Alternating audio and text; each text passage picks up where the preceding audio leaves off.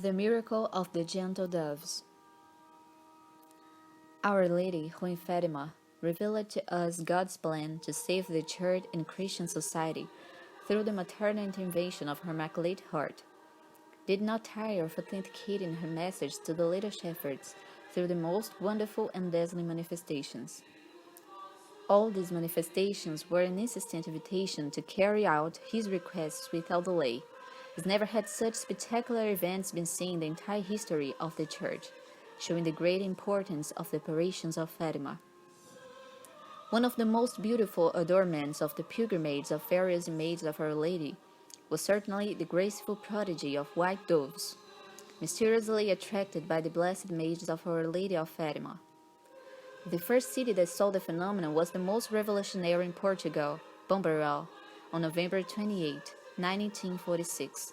The Portuguese pilgrimage left the city. In the passage of an Arch of Triumph, 5 doves were released in honor of the Virgin, but instead of going to the 4 corners of the sky, they returned and stayed in the procession following the pilgrimage. Then they landed in the Virgin's car, climbing among the flowers and nestling at the feet of the image of Our Lady. They stayed there for 8 days. The noise of the loudspeakers, the organ, the rockets, homemade shots, lighting, nothing scared the birds. What impressed the witnesses most was the religious attitude of those doves. For example, they were seen third the pulpit at the time of the sermon, placing themselves on the right, others on the left of the monstrance in the exhibition of the Blessed Sacrament. In Lisbon, on December 6, during the solemn Mass, one of the doves went to stand on the top of the Virgin's crown, and there she stood with her wings spread towards the altar for the entire 3,000 communions.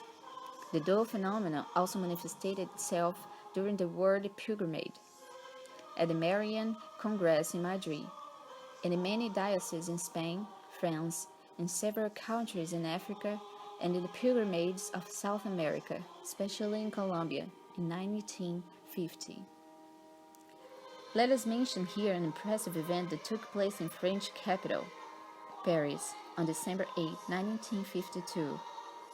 A large gathering of information about the Blue Army had been organized in the exhibition park to launch the movement in France. Hamish Fraser was to speak in the presence of Monsignor Roux, auxiliary bishop of Paris.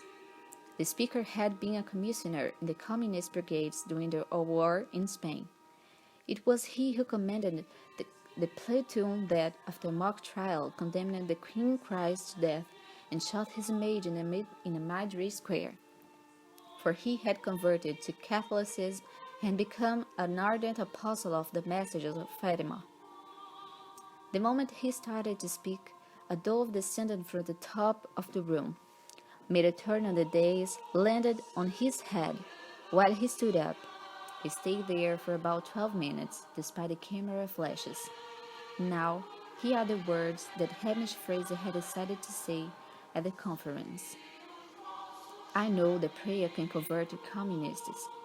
I know the prayer can convert Russia.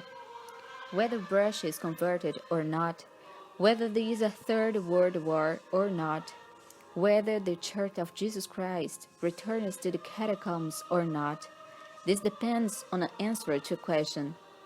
We are prepared to do what the Mother of God personally asked for.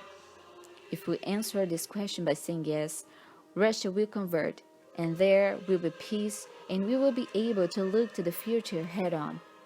If today the mystical body of Jesus Christ is crucified, it's not the communists who are primarily responsible, since Italian soldiers who are on the verge of shoving nails into the flesh of the Church's mystical body, and are not the agents of Kremlin, but of our apathy, our lethargy, our lack of loyalty and courage.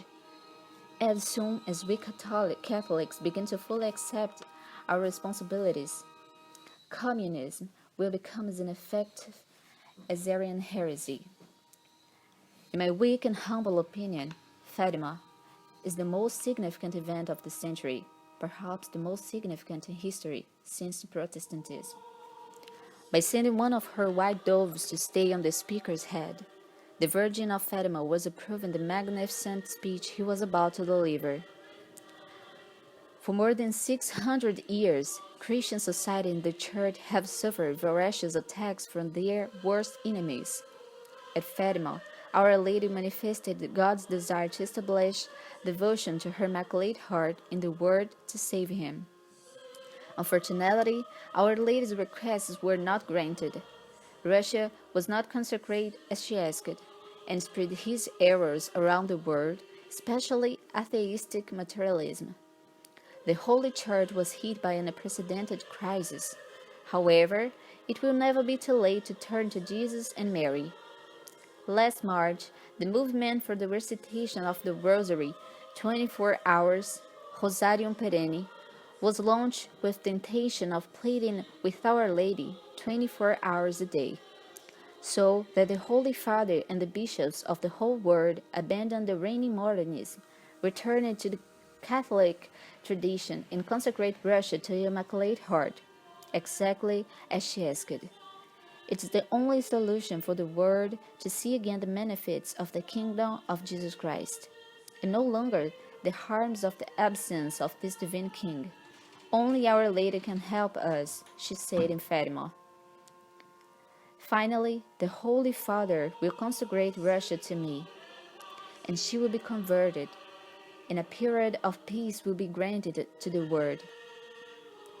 In the end, my Immaculate Heart will triumph.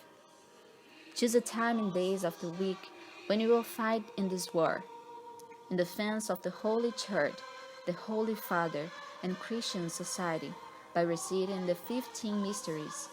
Subscribe now, fatimaurgente@gmail.com. Join this war. Fight with us. Save Mary.